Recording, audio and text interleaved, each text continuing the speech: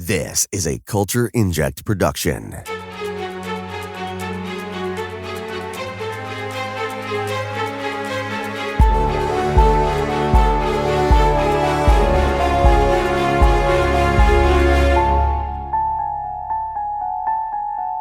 Welcome back to the Nevers Podcast and another Mailbag episode. You had a lot to get off your chest and we're here to listen. So we're cracking open the mailbox once more and answering your letters. I'm Laura. And I am Chirag. And if you would like to follow us online, you can visit our website at hbothenevers.com. We are also on YouTube, Twitter, Instagram, and Facebook at HBO The Nevers and at HBO The Nevers Podcast without an A. The Nevers Podcast is available to download just about everywhere. You can find us on Apple Podcasts, Google Podcasts, Spotify, Amazon Podcasts, YouTube, and anywhere else that you can stream podcasts. Any ideas, interview requests, comments, or questions can be sent to theneverspodcast@gmail.com. Please also rate and review our podcast. Your ratings and reviews help to get our podcast seen and heard by more people and grow our community. So, here's just a few of our Apple Podcast reviews. Our first one is from Every Rose, who gives us 5 stars. The 2 main podcasters are excellent, but everyone that has contributed, including people from the audience sending in their thoughts, it's been intellectually inspiring to listen to. I am conflicted about Joss, but ultimately I love this show so much. It's dense, doesn't talk down to the audience, and this podcast just enhances it all. So thank you, Every Rose. I aim to be an enhancer. I think we want this podcast to enhance. We want it to be the performance-enhancing drug of watching television.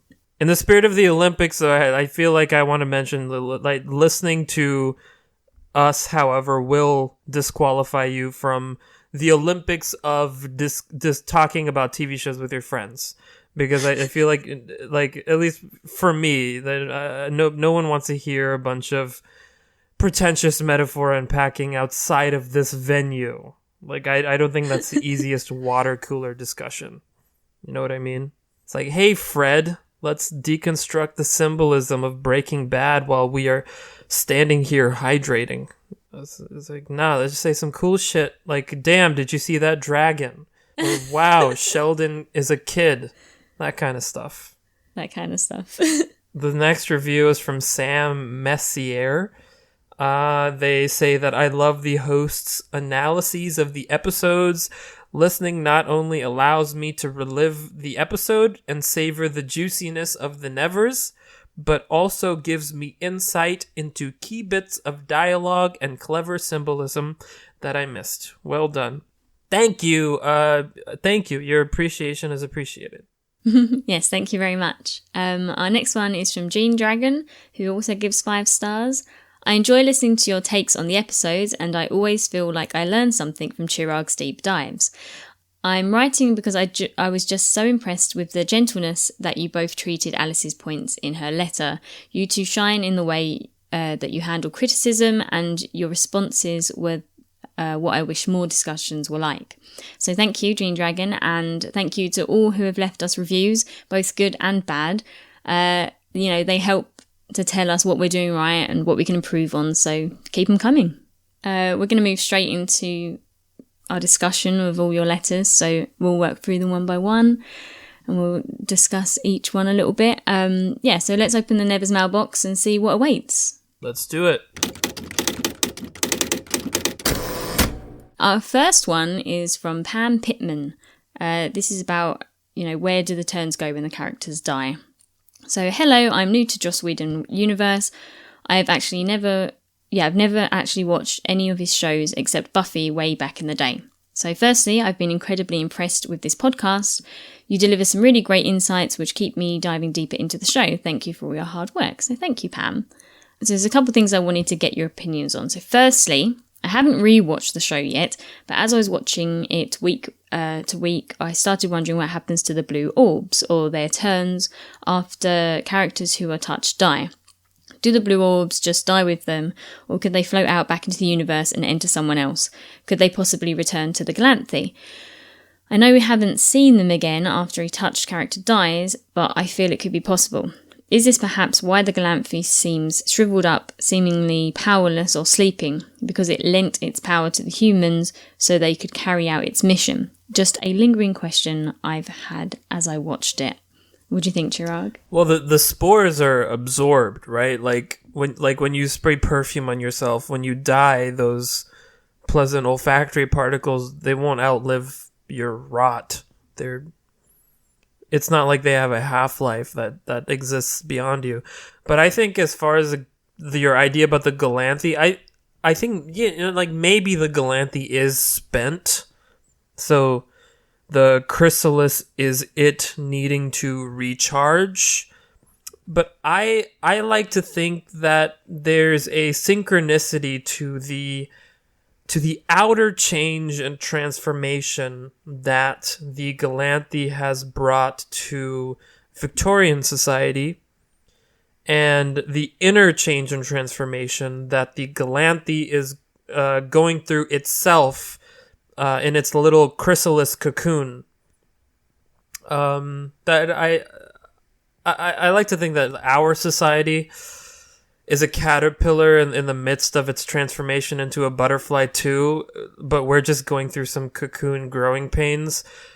Or maybe not, and we already reached our butterfly form in the 60s or something, and now we're ready to die, and that's okay too.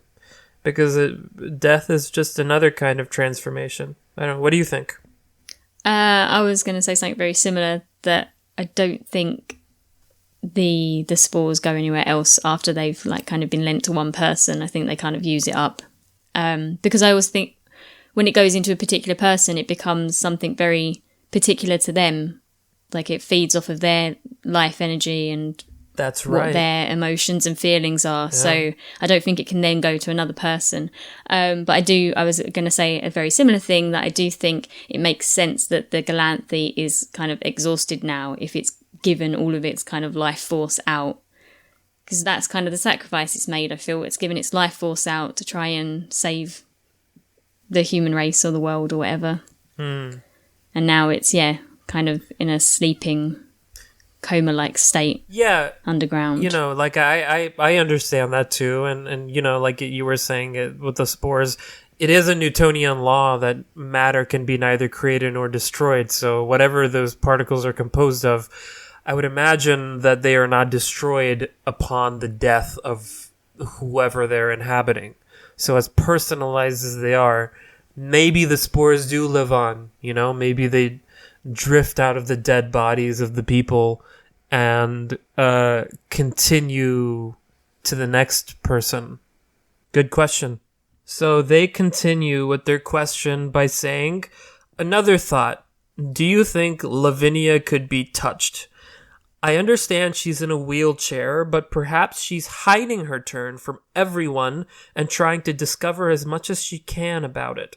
Sometimes in our world, the people who oppress certain groups are secretly hiding what they actually have in common with them, if that makes sense. I noticed Dr. Haig touched her leg when they were covering their eyes as the Galanthi orb was flashing its lights.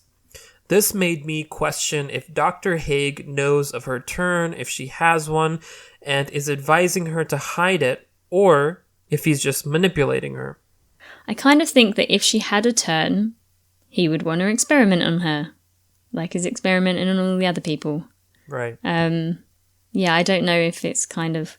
So if she is hiding one, I feel like she'd be hiding it from him just as much as she is everyone else. I mean, if you can trust everything that we saw in the opera scene, she wasn't affected by the song. Right, yeah. So I feel like that's like, if you wanted a definitive answer, if you can trust the TV editing and what it's showing us, it didn't show us her being infected. Yeah, I do think that you're right, though, in the fact about the whole thing about people who oppress certain groups that are secretly part of those groups. I think, like, it is a tendency, for example, for some men who are gay to compensate for their self-hatred by being publicly very anti-gay. But I don't think Lavinia falls into that archetype because she's publicly very pro-touched to compensate for being privately terrible to them. So that's a completely different archetype. That's like a politician who says, I'm with you, I'm your ally, I'm your friend, and then they go behind closed doors and they pass laws that poison your food or make love illegal based on biology. So that's a different thing, I feel like. Lastly, do you think it could be possible that Dr. Haig is from another time outside of the Victorian era and Zephyr's time? I notice his methods are somewhat rudimentary. I'm not sure a doctor from our time or our future would drill into a person's skull in that manner. Perhaps he's from the 20th century. That could make things more complicated, or obviously the character is deranged. Yeah, like, I don't think we've really thought about this because we've kind of... Well, you're on the you think he's from the future. Definitely, yeah.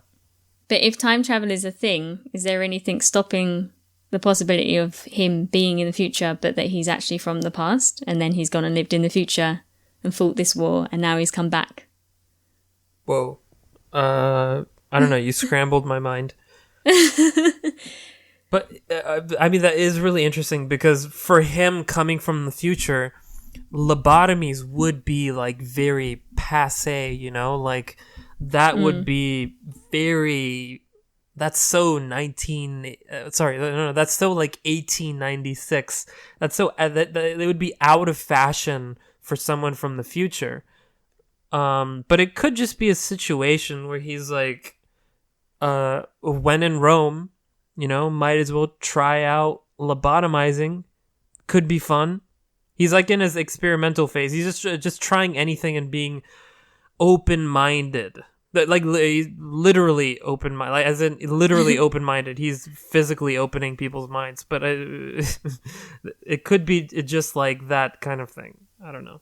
Because even if you're a doctor from the future, if you're sent back to a past where you don't have the technology and you're not invention level smart where you can create things to do his medical mastermind, whatever he's doing, then he's kind of stuck using old practices, right? That is true. Like, as much as I use my iPhone 10 or whatever, I am kind of like, if I was now rewinded back 300 years or 400 years, I would be a dumb, like, caveman, even though I have the experience of using my iPhone.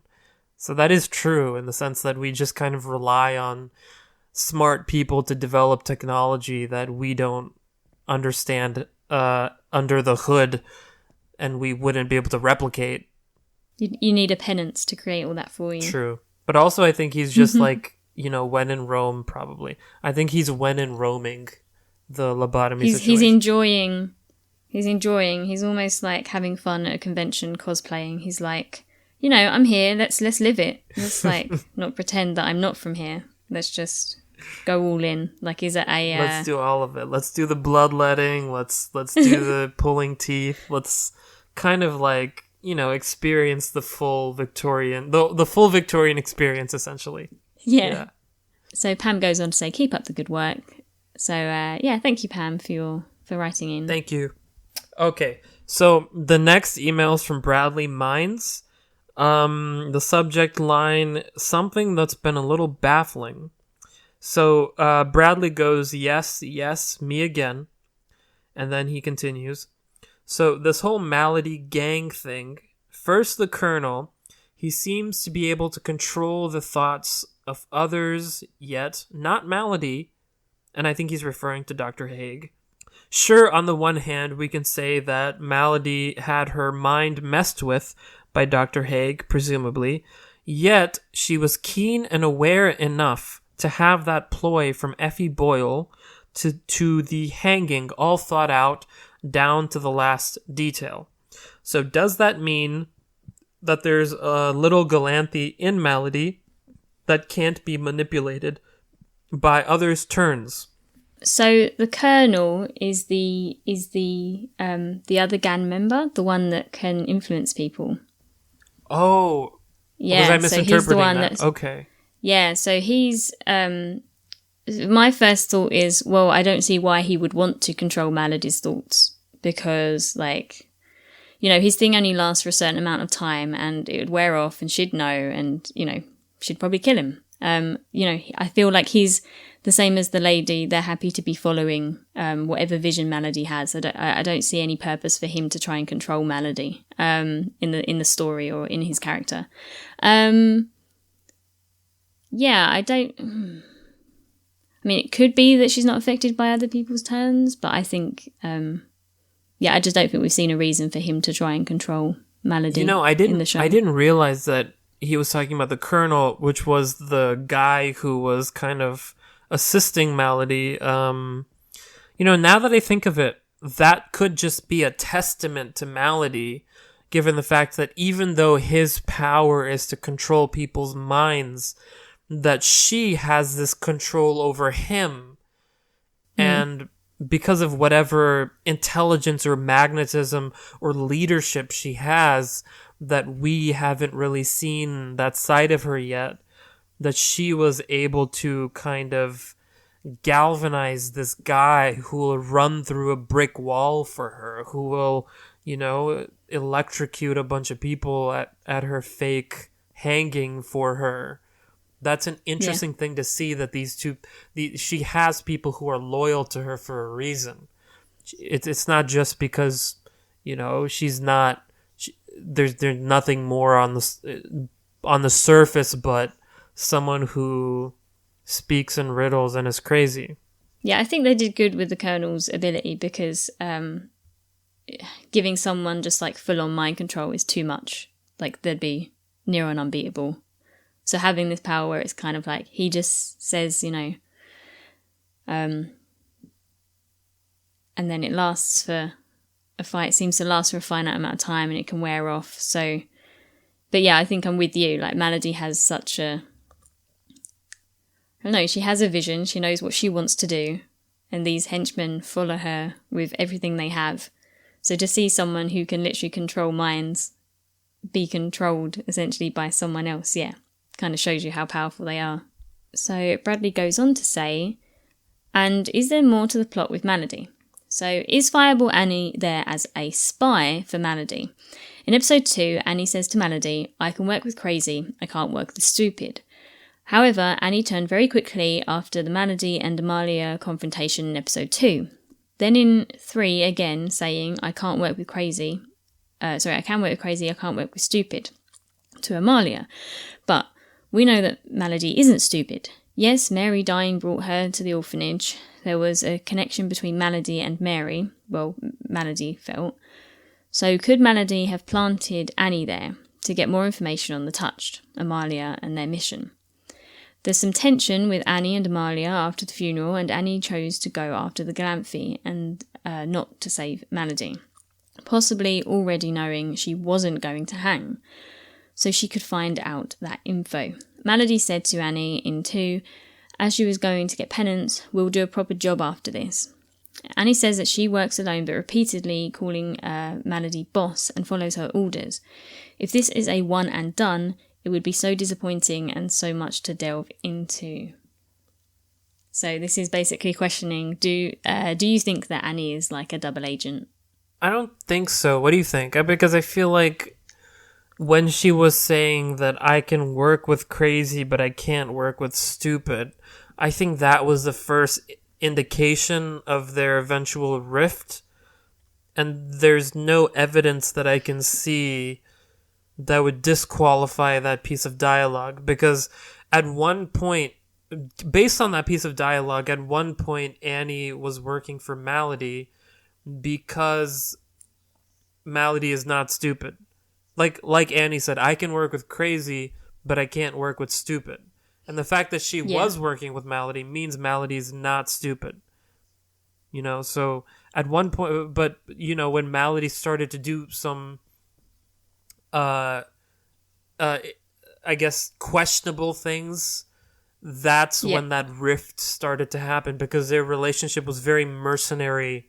Like, there wasn't the loyalty that the Colonel or the toe cut off lady had with her.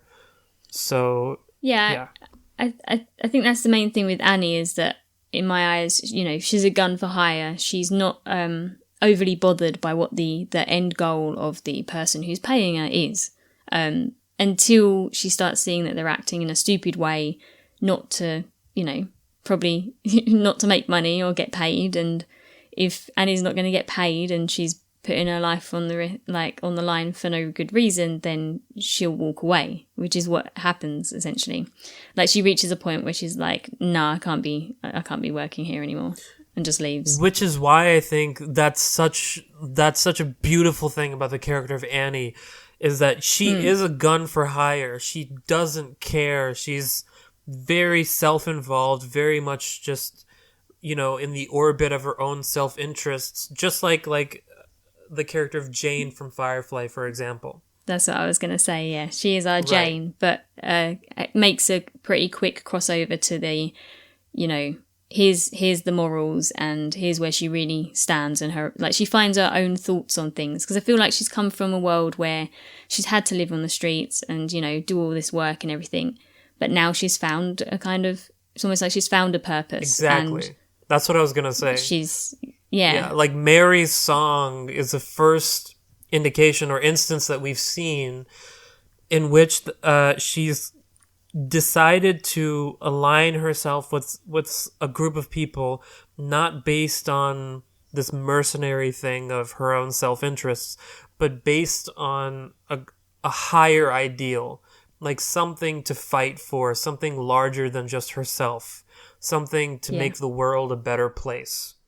And I think that's a very important development, and that's a big reason why that episode where Mary dies, she gets assassinated after her song, Annie is the reason that episode works.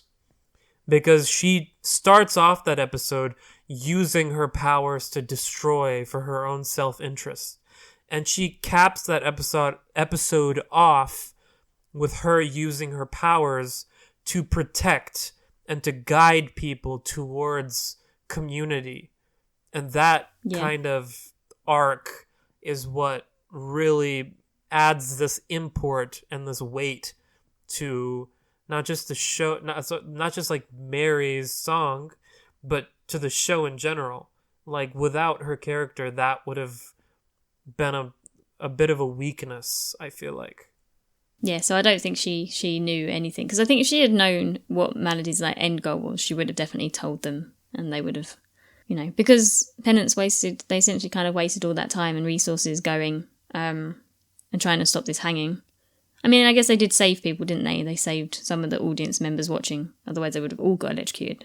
But other than that, they didn't actually achieve the goal, which was to save Melody. And at the same point, Annie chose to go with the other team because she doesn't really care about Melody, and if she dies, she's got a new purpose now. Yeah, and then as far as Melody, I do, her brain did get messed with by Dr. Haig, but I think, she did somehow get out of that. I'm with you, bro. I love a flashback episode of Melody's escape. I think it would be a good opportunity to see her owning her wits and intelligence if she plans that great escape herself. She plans this great escape with a Suicide Squad cast of weird characters who are all playing these Mission Impossible roles to make it happen. I think that would be a really cool thing. Interstitially with something that would be really meaningful that I think is going to come up later on, which is Melody being the Moses for all the touched who are still trapped by Dr. Haig in that underground work mine, and who also got their brains messed with. I think Melody coming in as a kind of savior anointed by God and just, guiding them to freedom and empowerment would be a really interesting direction to take her. But thank you very much for writing in, Bradley. Yeah, thank you, Bradley.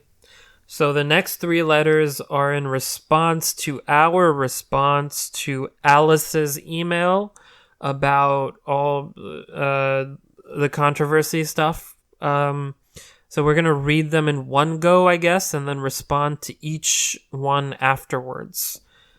So again, so some of these have been edited for length. And first up is Amanda's email.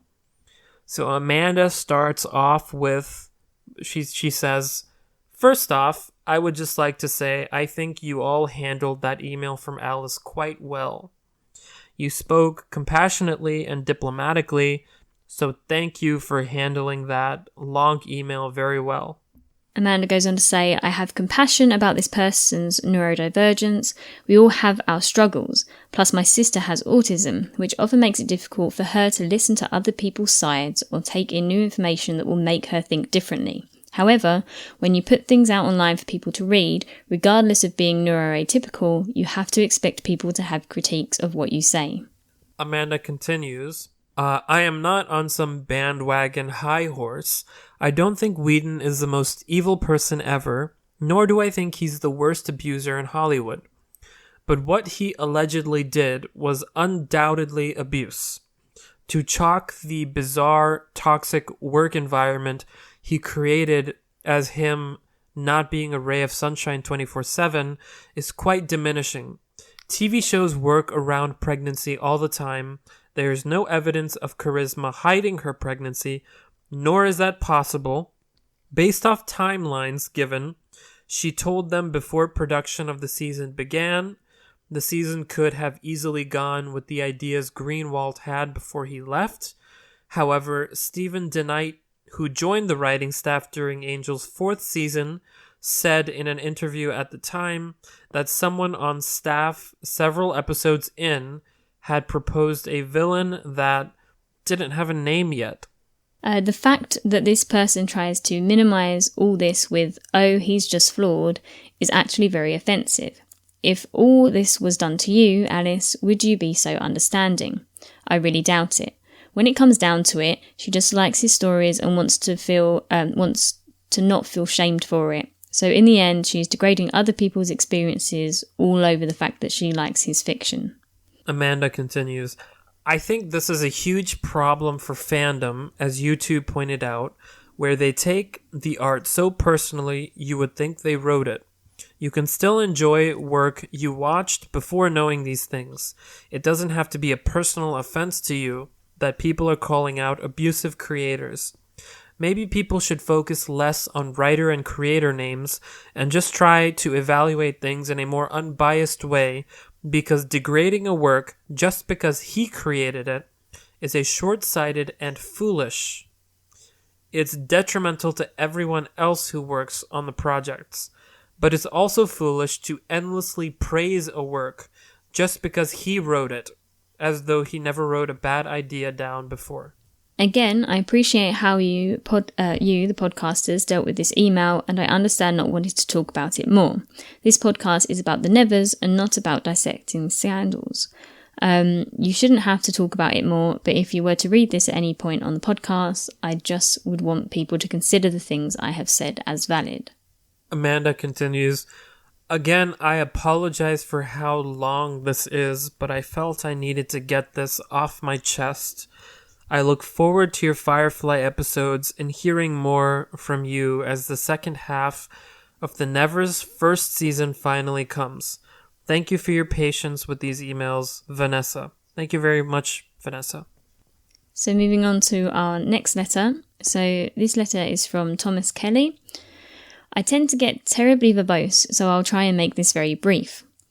I have to say how much I appreciated how you reiterated the point that only those people who were there know exactly what happened. That's so important in this age of cancel culture and especially Twitter. It doesn't exonerate anyone, nor does it incriminate.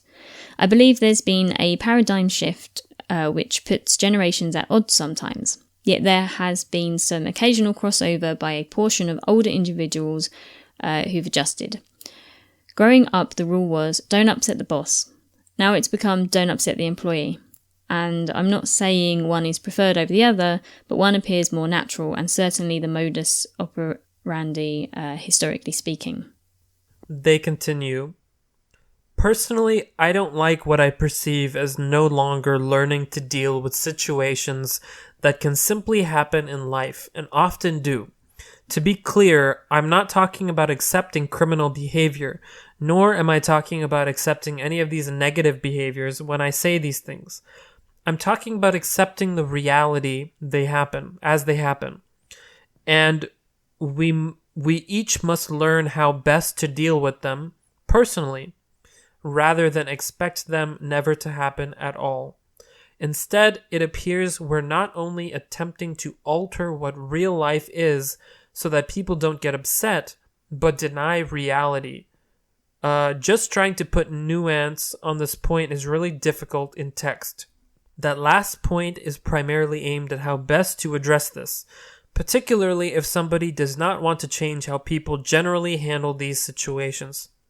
What I was trying to say, and perhaps failed at, is how we must at least acknowledge the reality for most of human history. For example, a boss yelled at an employee, and while everyone pretty much gets this, yet when it happens, it is occasionally addressed as though it happened in a world that's never seen such a thing before. Thomas continues, granted, the ultimate goal is an admirable one, but life can be hard. Instead of living as though everyone must walk around on eggshells so we don't upset anyone, I would hope people continue to learn how to handle a tough situation, or a mean word, and how to teach others to handle it. Again, while it's an admirable goal, we can't keep people from doing or saying bad things. Rather than expect everyone to change, we should try to be better equipped to handle it. We can be there to support those who need it, help them learn to get through it, instead of believing we can stop it from ever happening. After all, the only thing we truly have real control over is our response. I told you I was horribly verbose. My apologies.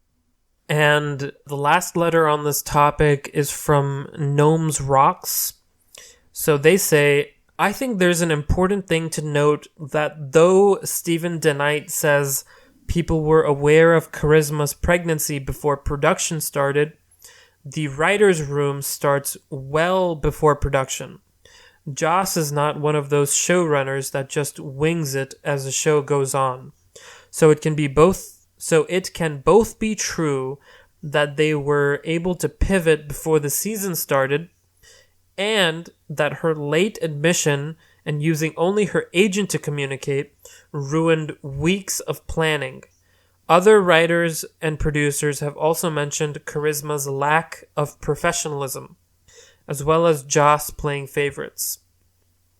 That doesn't excuse his behavior, because even if she was being unprofessional, you do not ask a pregnant woman if she's going to keep it. Continuing, they say, that being said, I do find the discourse on Joss rather silly at times with this revisionist perspective due to his controversies. People now suddenly label Xander as a cipher for Joss as an abusive man-child misogynist, or browncoats are white supremacists because of the Confederate connection, or how the Nevers critical reviews have generally bombed because the show is automatically problematic just because of the creator. So, obviously, thank you for people writing in about this. Well, I mean, just going off the immediately last thing that was said, I guess I first wanted to respond to Gnome Rocks and say that I do agree with them that there is a revisionist history thing that happens where when someone gets canceled or just relentlessly crapped on, everything they've ever done artistically suddenly becomes bad and has always been bad. And then there's people coming out of the woodwork like, I always hated fill in the blank. Looks like I was right. I think that's useless and reductive. I don't think that's the point. When we hold people accountable, it has nothing to do with the creative quality of their content. Like Roman Polanski, for example, he needs to face his crime and accountability, but I don't think any reasonable person can really say Chinatown is a bad movie. Then again, like the cultural value of a thing is like the stock market in the sense that it's determined by the people either buying or selling. That if the people fucking hate you, then of course your company is going to tank.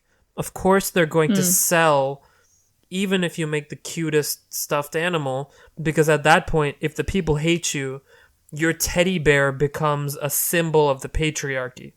You know what I mean? Yeah, but at the same time, there are businesses that are run by people that, you know, even right now, there's particular people that people are talking about, very big in the news, that they hate the heads of these companies, yet they will still, because the way the world works and we need these companies and it's one of the easiest way to get things you need or whatever, you use those companies regardless of you hating the person who's on top making all the money. Well, yeah, that's true. I mean, like, financially, the world is pretty amoral. Like, we're going to keep buying things from Amazon no matter how many babies Jeff Bezos punts across the skyline. It's not going to matter because it's convenient and it's the easiest way to order your whatever you need to order.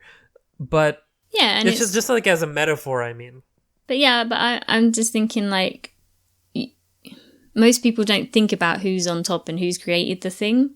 Like a lot of people go to the cinema, they don't know who directed the movie, they don't know who wrote it, they don't know who produced it. They're just going and watching the film, and if it's good, it's good, if it's bad, it's bad.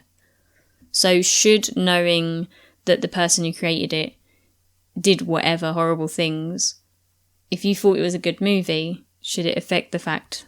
Like, I do get, like, watching it again, if you know, it can kind of just make you feel a bit icky because you know the person made it.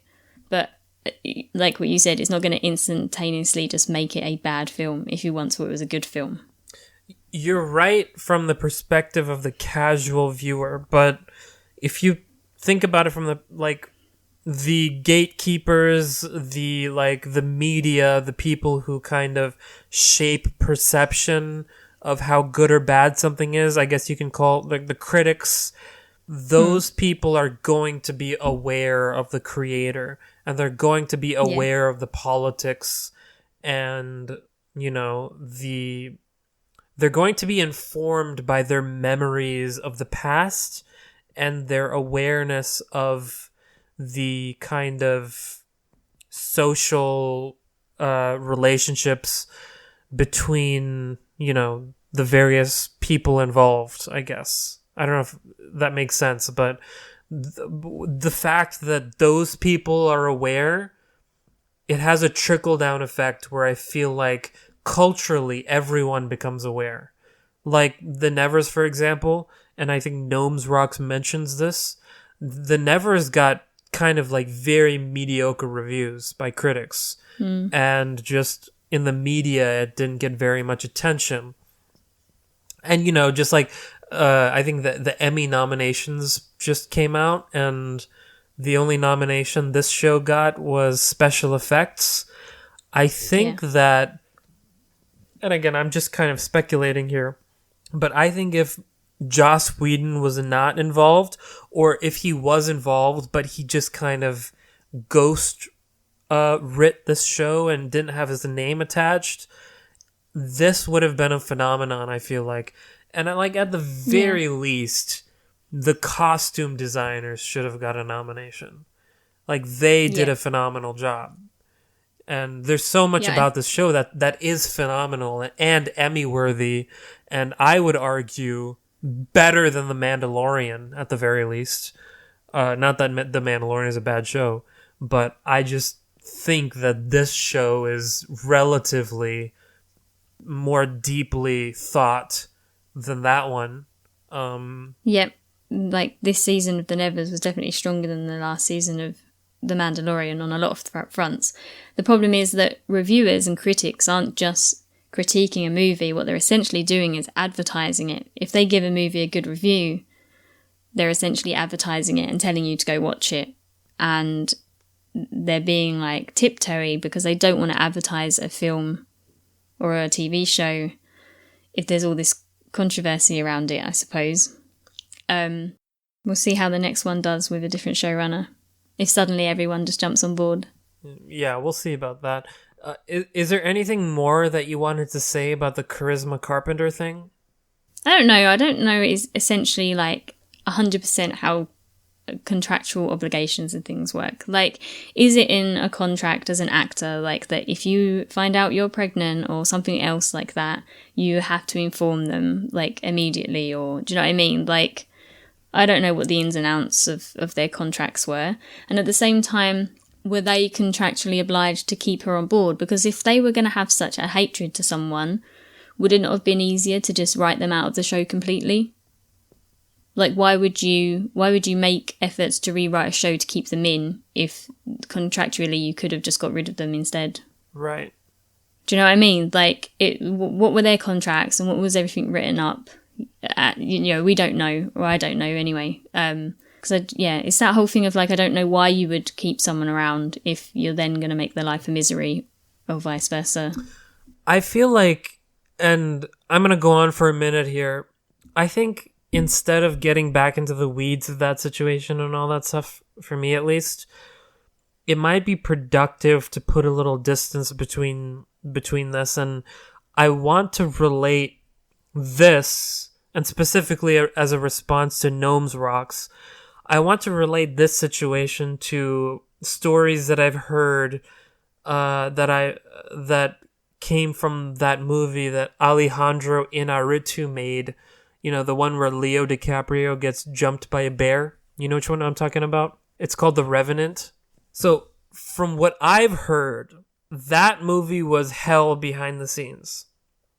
So it became notorious for many crew members just quitting because they couldn't take it anymore. And, it was bitter cold where they were filming. The environments were difficult and unsafe, and the hours were very long. People were freezing. They were screamed at. Their jobs were threatened. They were overworked to the bone. They would barely get any sleep, fatigued, sick, angry. Leo DiCaprio was sleeping in a dead animal carcass for some reason.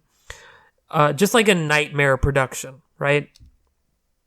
And after all of this, and the movie comes out, and it's great, and this director won his Golden Globes or whatever, the argument he made to justify everything that happened was this. He said, and this is a quote, he said, "Pain is temporary, but a film is forever." That's where I want to call bullshit. And follow me here, humor me. When he says pain is temporary, film is forever, nothing is forever. Like, the very nature of material existence is impermanence. Everything ends, everything eventually goes away. Like, we write our names in the sand for the next wave to wash it all away. It's that Shelley poem that I guess Mary Shelley's husband, he wrote that poem. I am Ozymandias, king of kings, utterly forgotten. Great civilizations fall, Rome fell, everyone dies. I am going to die. Everyone who knows and remembers me is going to die. Eventually, this planet we're on will just be dust drifting through space. That's a certainty. That's a guarantee. There's a lifespan that we have. Just factually, our sun is going to run out of hydrogen, and it's going to supernova in about 5 billion years. So everything that we work so hard to maintain, all these Taj Mahals and all these great pyramids and Starbucks, and Apple iPhones, and they're all going to end up dust. Like, all of those years of research and development and billions of dollars that went into developing the newest iPhone, all of that is for naught. It's just going to end up dust. And everything is temporary. I really want to stress that. There's no the point of me saying this is there's no existential basis for saying something like a film is forever, because no, it's not. And the reason I'm laboring on that point is to say that I don't think there's really any excuse for cruelty as a means to an end. Yeah. Like, no matter how important you think you are or how important you think your work is, both you and your work are temporary. We're all temporary. So why spend the time we have here generating friction and conflict with other people and just being in disharmony and causing damage, all in the name of doing something important that's just going to be washed away? And I think everything we think is important on the cosmic scale is absolutely meaningless. And I'm not saying that in a nihilistic way. I'm saying it in the way that, isn't it fantastic that if there is no meaning to life, then we have nothing to fulfill and we can just live? Isn't that fantastic? I mean, and anyways, all of that just to kind of say that my feeling is that no ambition or job or television show is important enough to justify damaging the livelihood of people or animals or the environment. That's just my feeling. And, just as I'm kind of getting off on this tangent a little bit and being a little kind of, out there, I want to say, and this is just my feeling, and I don't know this to be true or not, but my feeling is that underneath this world of change and impermanence that we're in, where everything is born and dies and material is finite, I like to think at least, that beneath that world, there is an infinite, changeless reality. And I feel like that is God. Like, only that can be forever. So to say something like film is forever feels to me like nothing more than an ego trip. And, granted, some people's egos are very impressive. Some people build these egoic structures like cathedrals and Eiffel Towers, like so magnificent. Everyone else flocks to them like tourists and worships at the altar of their newest rap album. I'm talking about Kanye West. But none of that can last. It's a corniest adage, but this too shall pass applies to everything, the bad things and the good things. So I just wanted to say that. And then responding to Amanda, I do think that everything you're saying is 100% valid. There is a problem with fandom, as you mentioned. There definitely is a problem with fandom in general that I would extend also to patriotism, nationalism, politics, like religious extremism, all forms of identification. Like, people identify themselves so strongly with things like Star Wars that who they are cannot exist without those Star Wars pillars holding up their persona. And then Rian Johnson comes along and tries to do something unique and interesting, and suddenly like 3 billion people's pillars are collapsing and they're having identity crises and they're feeling attacked and angry. I don't know. I feel like if we could all agree to just appreciate things without entangling and intertwining our identities with them, I feel like the culture wars would just simmer down a little bit. Do you know what I mean? Do you have thoughts on that thing of, and most recently this happened with the newest He-Man show that Kevin Smith did on Netflix, where everybody is just like shitting on him for focusing on a female lead.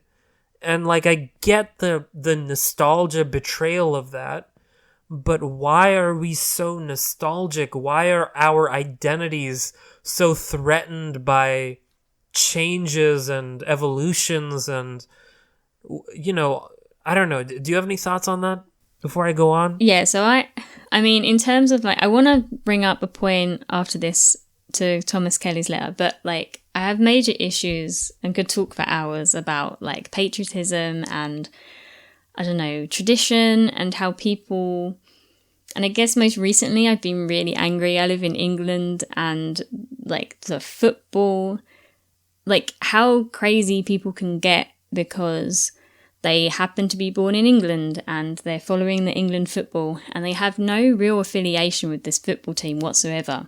Yet their life and their emotional stability is like dependent on it, and they, you know, can trash entire parts of cities because they won or lost. And I just kind of think, you know, and like what you're saying, like it's almost like if your happiness depends on the direction of Star Wars or a particular TV show or a football team, I feel like there's you know, it just shouldn't happen. It upsets me. Yeah, there's a spiritual kind of decay or, I guess, misappropriation going on. As far as fandom and exactly what you're saying, and I don't really know about football or soccer as we call it in the United States, but is it true that I guess England, did they lose to Germany? Is that what happened? I think it was Germany, possibly. But yeah, they made it to the final for the first time in ever. And this is like the Euros, so it's not even like the World Cup. And I don't think before now anyone has ever concentrated on the Euros, but I think the government was really kind of like pushing it and it was everywhere because obviously the pandemic, and this was like the first big thing for people to kind of get behind and support. So I feel like it was a huge ruse. They're trying to like, you know, get everybody into this to forget about the state of the world right now. And on top of that, yeah, just, I don't know, people going absolutely crazy in their thousands in the middle of London, and whether they won or lost, the destruction that was caused and the way people were acting, you know, but it's like, oh, it's football, it's okay. No one gets arrested, no one faces any consequences because, oh, it's football. And I think in the same way, it's that thing of like, oh, well, it's tradition. This is how we've always done it, so it's okay. And it's like, no, that's not a valid point. And that brings me to Thomas Kelly's letter, in that I feel like he's trying to get across that I feel like his angle is that bad stuff happens, and instead of pointing out the bad stuff and making it not happen, we should help people deal with it more. And I'm the complete opposite, because I would rather address the people doing the bad things and stop the bad things from happening than have people just deal with it. Like, and I know, and this is the whole, I think the cross thing with generations is that, you know, now we have this whole thing of like, oh, you're a snowflake. So if you point out someone who's being sexist or being racist or whatever, no matter how small or big it is, I think that you should point it out because it's wrong. And then you're labelled as a snowflake. But I feel like you could equally label the people calling you out for being a snowflake because it's like, but you're the one making the issue. It's kind of like, it's this never-ending cycle of people who think that they're right. But at the base of it, you know, can't everyone just be nice? Like, and I think it's especially when it's an issue that doesn't concern you. You know, if someone is gay or whatever, and they're living their life and it doesn't impact your life at all, yet you still make a point to go out of your way to say things about them, even in like, you're not attacking them, but it's like, oh, they're blah, blah, blah, right. You know, it's just kind of like, why? You're taking time out of your life to be mean and then asking the other people to just get on with it and deal with it, like, because, you know, this is just the way the world is. When it's like, no, because everyone should be making an active choice to not make it's this tradition thing. This is just how it is, but it doesn't have to be. I want to make the active choice to try and make the world a better place and just be nice to everybody. Yeah, I see what you're saying, and I do think that you're right. And I also think that Thomas is right. And I think your perspective and his perspective can kind of coexist in the way that your personal serenity and your personal kind of bliss can endure, like Thomas was saying, in the way that your only personal individual power is in your choice in how you react to something, right?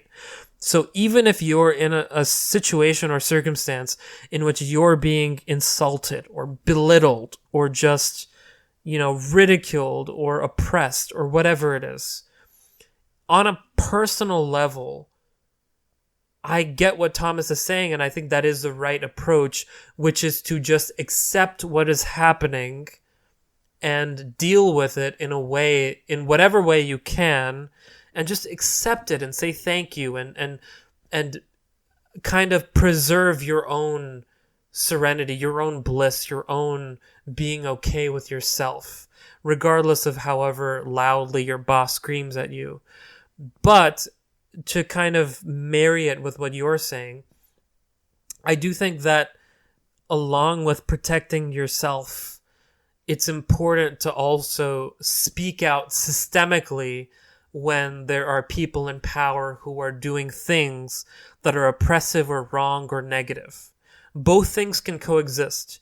You can protect your own happiness and your own serenity and your own kind of evenness while also speaking out against and making arguments against and, being a lawyer in the court of law and fighting against the abuses of people who are, mistreating their employees or being anti-gay or, whatever kind of abuse is occurring.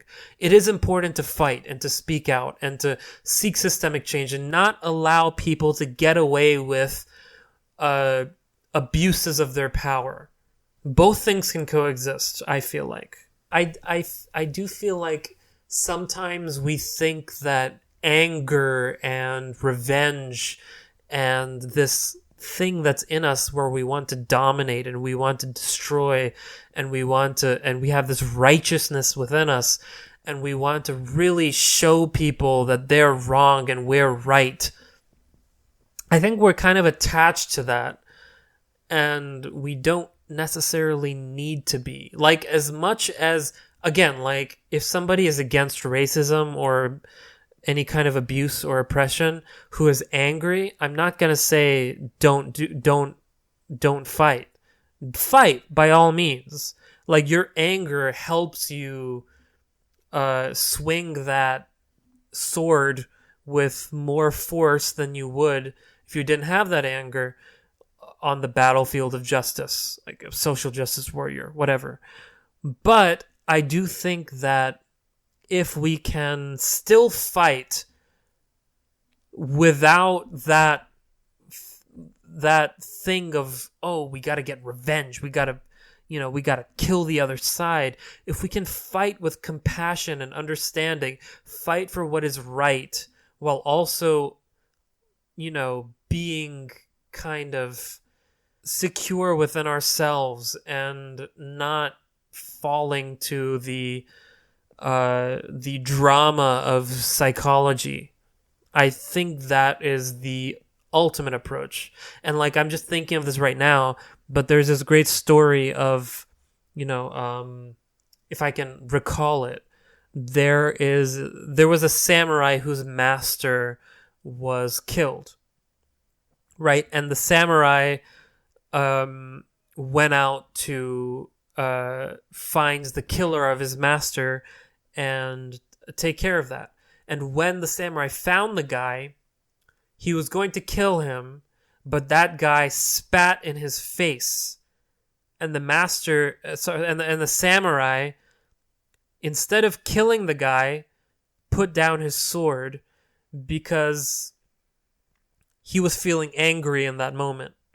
And to kill that guy out of anger would have been the wrong intention. It would have been the wrong motivation. So it's not that holding the person accountable was the wrong thing to do. It's that doing it in a way where your motivation is anger or revenge, that is the wrong way to do it.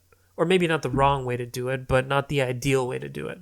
Anyways, that's just my little tangent there. Yeah, no, I think that tangent is good though, because it basically sums up this whole...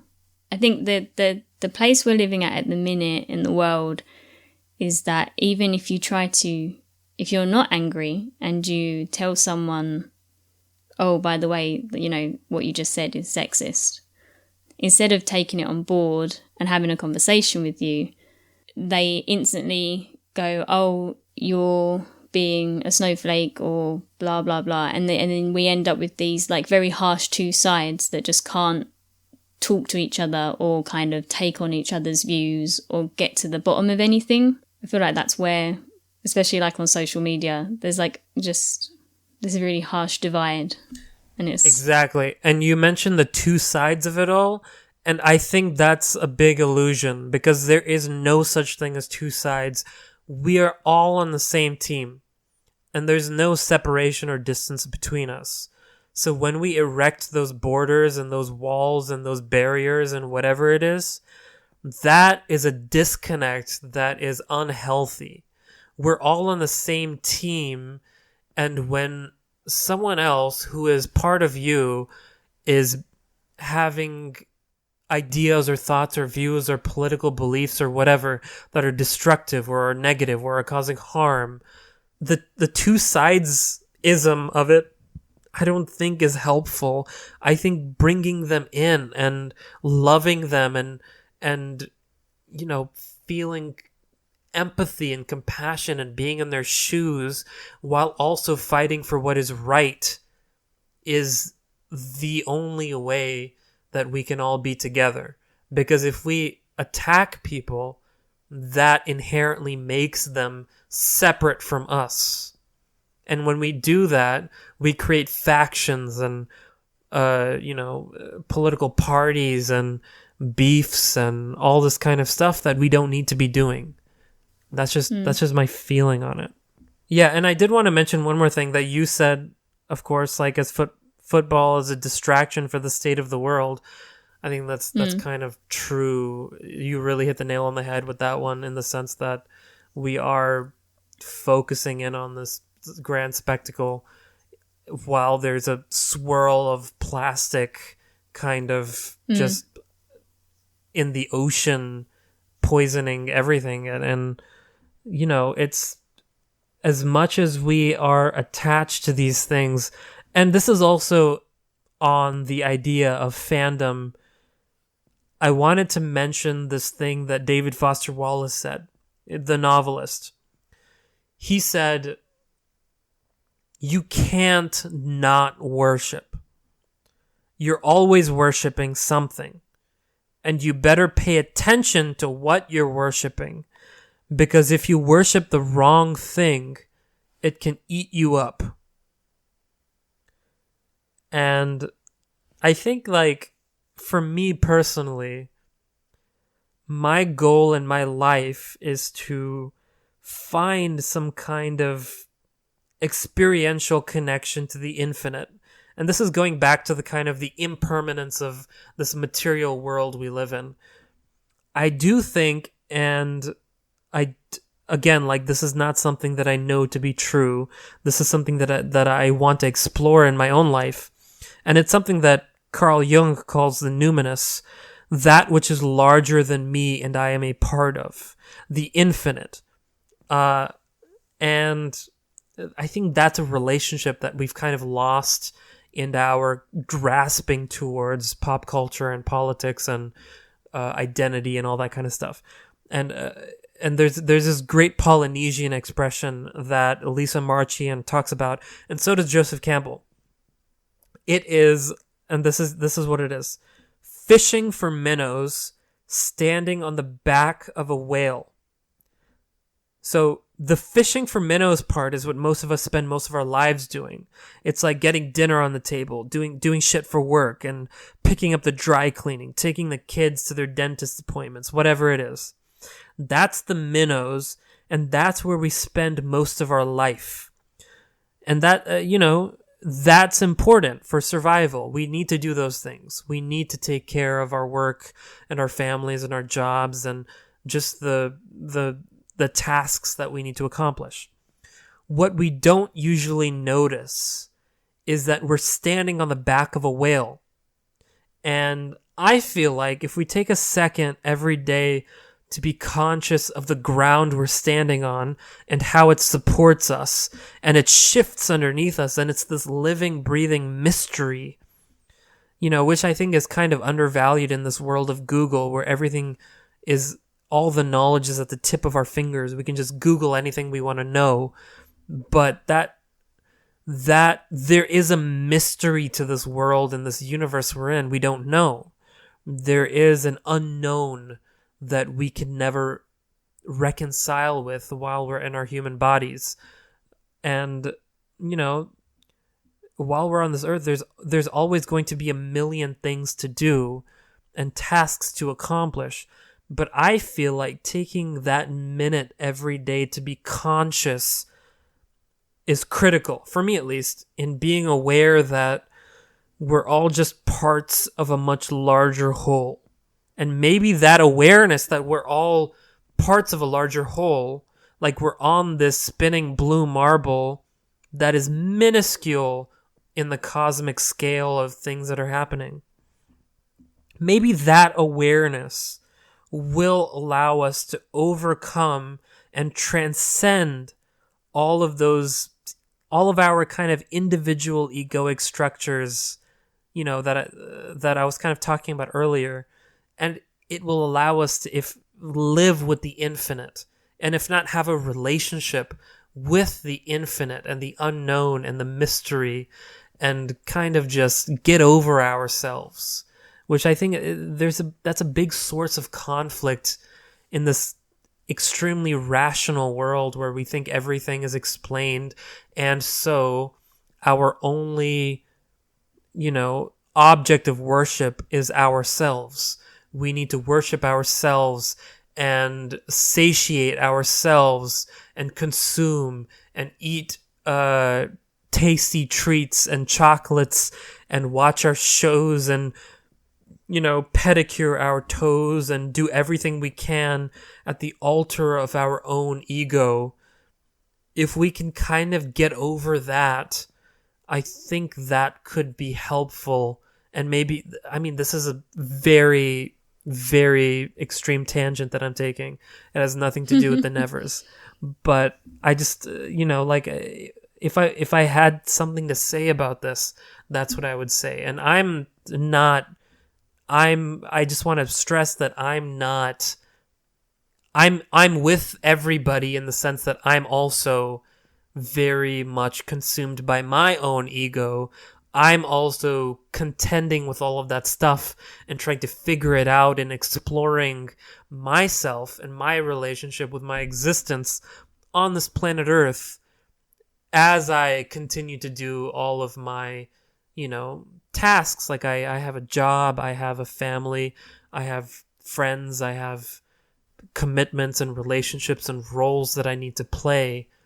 And it's a balance that we all have to strike, but I think we need to take that moment to really kind of go beyond our egos, and that could be helpful. Anyways, that's all I have to say on those emails. And yeah, I think with Thomas Kelly, like, I understand bad stuff happens and we all need to be equipped to deal with it and understand it's a part of life. But like, in terms of the whole everyone walking around on eggshells so we don't upset anyone, I mean, me personally, I don't ever feel like I'm walking on eggshells. I am accepting of how people are different, and if they're not bad people and they're not doing anything horrible, they're just existing. Like, I don't feel like I'm walking on eggshells.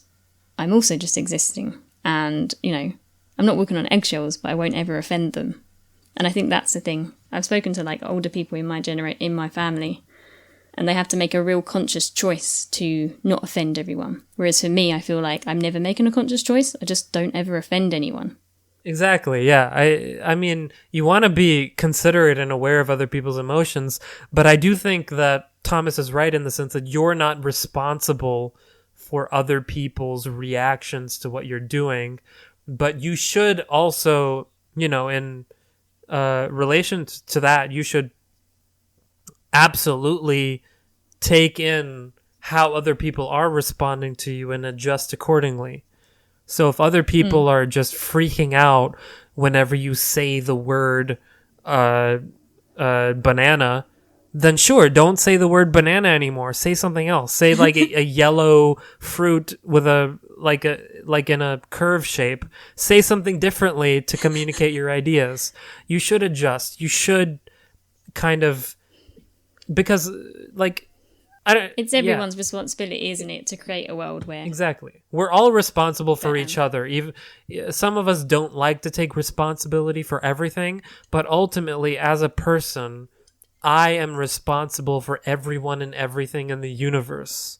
And if I function in that way, then if my behavior is causing another person to feel pain or anger, then I am responsible to that, and I will adjust. And, it doesn't mean we're on two different sides. We can be on the same team. Yeah. And, and that ultimately will lead to conversation and dialogue that we both can profit and progress from. And that I feel like is the best way to go. Yeah, I love talking to people about, like, people that don't necessarily see things the way that I do or whatever. I love sitting down and just talking about it and getting it all out there. Like, without being, like you say, aggressive or angry about it, just talking about it. Right, yeah. Love people, but fight ideas and things that are not conducive to everybody, I guess, is my approach. Like, if I'm talking to a person who is diametrically opposed to me, then my approach would be to consider them as on the same team as me. However, their idea is something that I cannot align myself with. That would be my approach. And if we can take that approach, then we can all be on the same team. We don't need to have different teams, different sides, Republican, Democrat, conservative, liberal, whatever it is. We don't need to do that. We can all be together, but we can, disagree with ideas, disagree with these kind of constructs and all these kind of things, and it's gonna be a thing where we have to work towards something that's gonna take a while. It's not overnight, essentially. No, in my experience. But anyway, thank you for the letters involving the controversy. Yes, and we'll get back on to some hardcore Nevers related topics. Follow that. So the next email comes to us from Lance Abyssroar. The subject line is "More Time Travelers?" ? They say, "Love the podcast, so informative and a much deeper analytical dive than other Nevers podcasts I've heard. Quick question, has anyone yet discussed the fact that many of the flash forward characters in the beginning of episode 6 seem familiar to those we've met in the present? Maybe we will see more of them again in other times or characters. Also, I love the entire Whedonverse, never end." Thank you for your letter, Lance. I have heard that theory that everyone who died around the Galanthi in the future part of episode 6 traveled back in time. And Knitter is very penance adjacent. But I don't know. I don't think there's any like real way to tell now. What do you think? Yeah, I think there's definite similarities. I don't know if I think that they're like the same people, but I think it's just, I don't know, almost a way to show that no matter where you are, in what time, in what kind of world, you've always got these same kind of characters. If they are the same people, they're really like deep in character, they're really Daniel Day-Lewising it. Like the fact that they're so Victorian and in their relationships and talking about their families and stuff, that is a really like impressive commitment to a character. Or maybe they're just, it's a sim and they're just really in character. I would hate that so much. I don't want it to be a simulation. Thank you, Lance Abyssroar, who is LA Fadeaway on Instagram. Yeah. So next letter is from Catherine Williams. This subject, so rewatching previous episodes after episode 6. Apologies if this has already been said, as I've just discovered your fascinating podcast.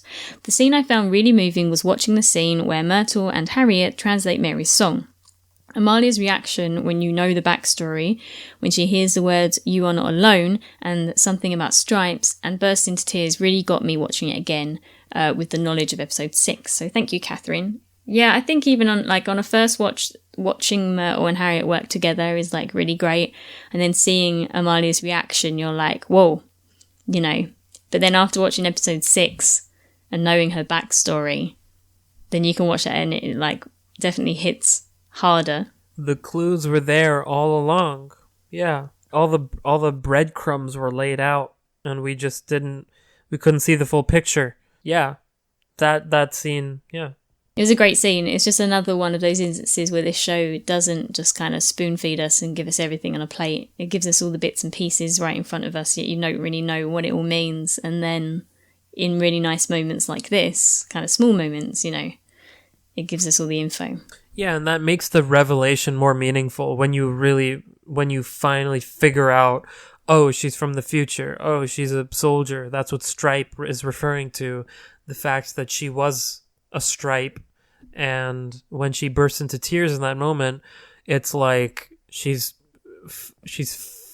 it's that kind of cathartic release of I'm not alone, I'm acknowledged, I'm not deserted, there's hope.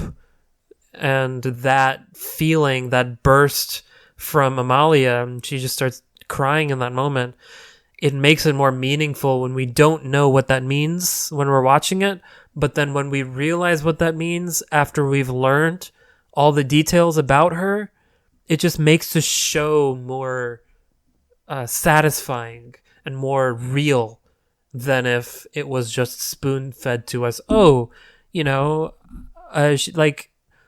I'm crying because I was a Stripe, and Stripe refers to the fact that I was a soldier from the future, and I've come back and I felt deserted, but now that this message has been translated, I don't feel deserted anymore. If she just said that straight up in that scene, like, sure, we would have known everything, but it wouldn't have been as meaningful. Yeah. Thank you, Catherine, for your letter. So the next and last email is from Nia Benorb. Apologize if I didn't pronounce that correctly. The subject is chronology. So they say, disclaimer, I am entirely unfamiliar with Whedon's previous work. It seems to me, based on the existence of nuclear weapons and advanced medical technology, that the future depicted in episode 6 is 2099, 100 years after the events of the other episodes. I say after because I think everyone else is a sim. What's happening in 2099 is because no Galanthi came to turn of the century London. They're involved in London 2099. I may have missed it, but have you addressed Melody's yellow eye transformations and what was coming off of her when she was in the carriage with the doctor? At first, it just looks like dust, as if Melody's been gathering dust, but it's obviously something coming off of her. Sporettes? I only noticed this the third time I watched it, and it's obvious that Masson has his daughter locked in a cell in his basement, and his housekeeper knows about it. WRT, I don't know what that acronym means. Pheromones, you can say it. There are queer people who own the word fairy. I've enjoyed the episodes of your podcast that I've listened to. You have a lot of helpful insights, and I appreciate that, especially with a show like this that's so tightly put together. Any thoughts on that? There's a lot of questions asked there. Yeah, I was going to go to Melody's yellow eyes first. I don't know if we've talked about it in great detail. I feel like it's just once she's stored up enough energy and she goes to fight back, it's just like the energy coming out and she goes super, not Super Saiyan, but super strong, you know. But like, I feel like of everyone, she's kind of the one that we've seen use her turn the least. Like only in those couple fights. And then, yeah, it's interesting. Yeah. I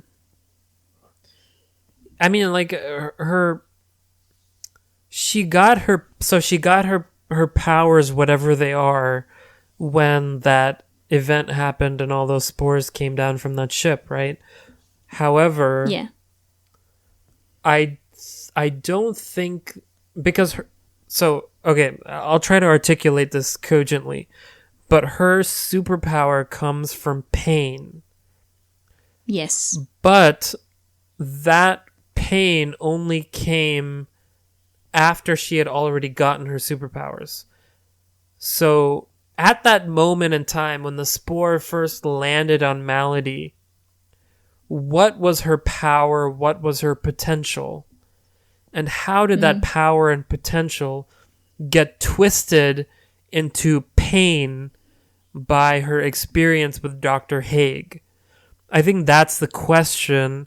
And if she can kind of do a rewind back to that moment and reclaim the truth of what her power is, which is not pain necessarily. Maybe this is my theory. If she can reclaim her power from her trauma, having conquered it or imperialized it or whatever you want to call it, like her trauma kind of is oppressing her power. And if she can get rid of that and, I don't know. I like what you're saying. I've not thought about this, but yeah. So if her power was supposed to just essentially be kind of like super strength in some kind, but, she's at the asylum and she's not realised this power. And then she's taken by Dr. Haig and experimented on, goes through all this pain.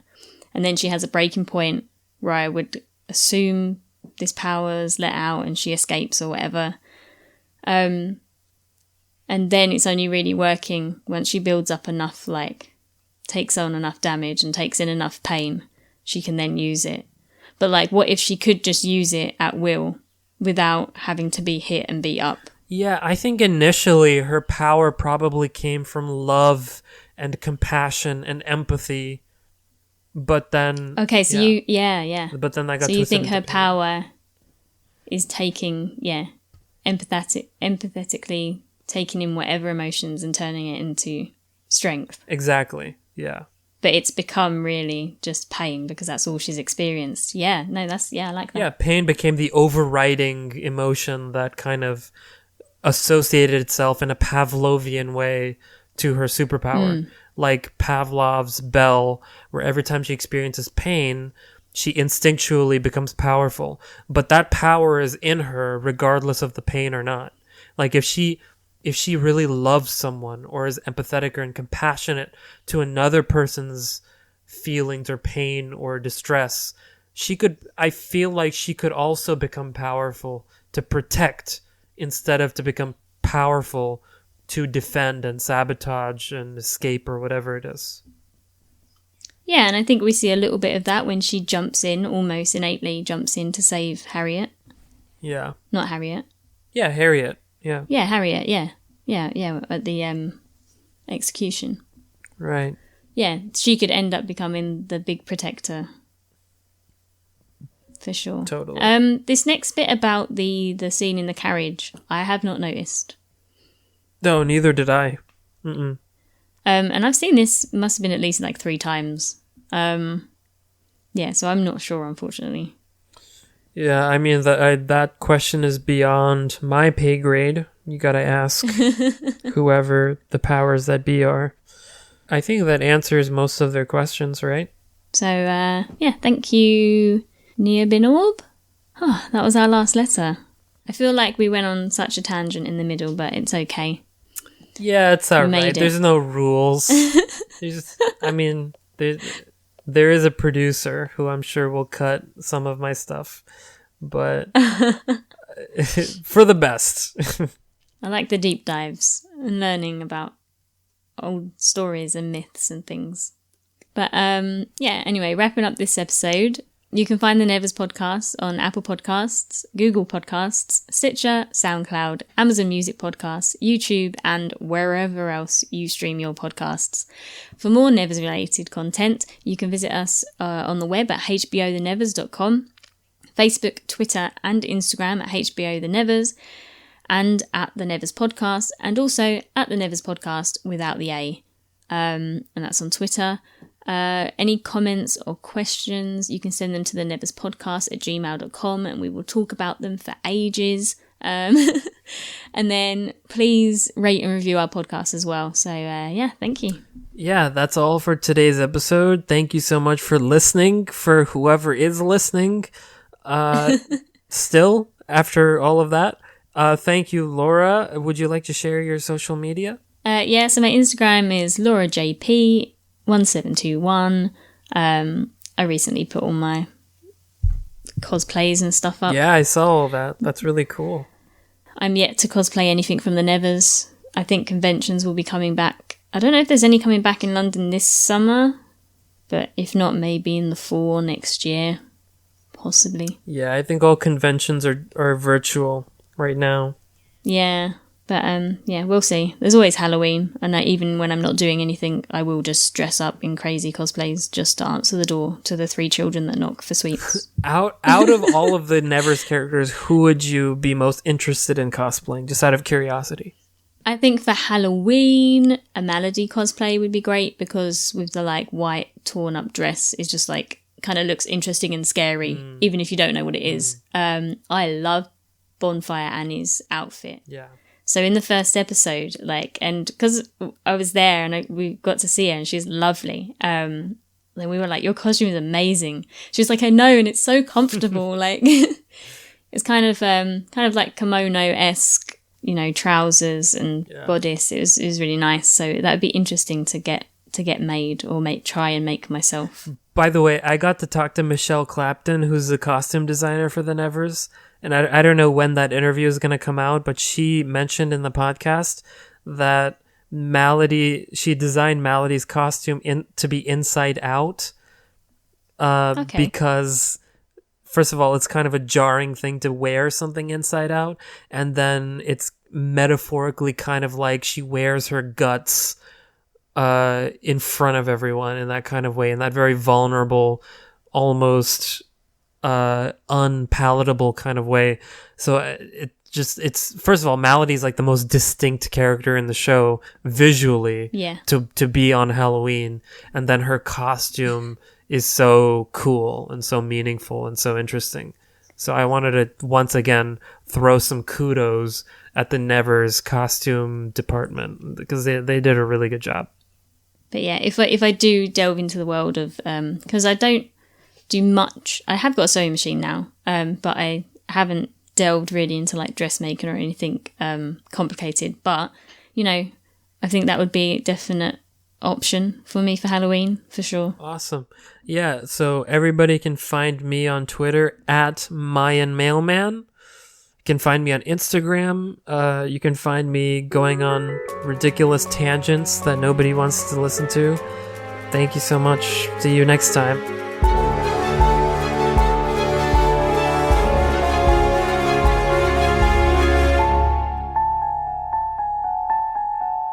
I feel like you have a big book beside you that's just filled with interesting stories, and you just kind of pull one out every now and then. Yeah. I like to do that. This episode of the Nevers Podcast was written, produced, and edited by Matthew at Culture Inject Studios. The intro and outro music was produced by Guilherme Moraes. We are more than just a podcast. We're a fan community. You can keep up to date on the Nevers and chat with other fans by visiting hbothenevers.com. You can also follow us on Facebook, Twitter, Instagram, and YouTube. Just search HBO The Nevers, all one word, and click that follow button. The Nevers Podcast is not endorsed by Mutant Enemy, Warner Media Entertainment, or any of its subsidiaries, including Home Box Office, HBO, and is intended for entertainment and educational purposes only. The Nevers and all names, pictures, and audio clips are registered trademarks and/or copyrights of their respective copyright holders.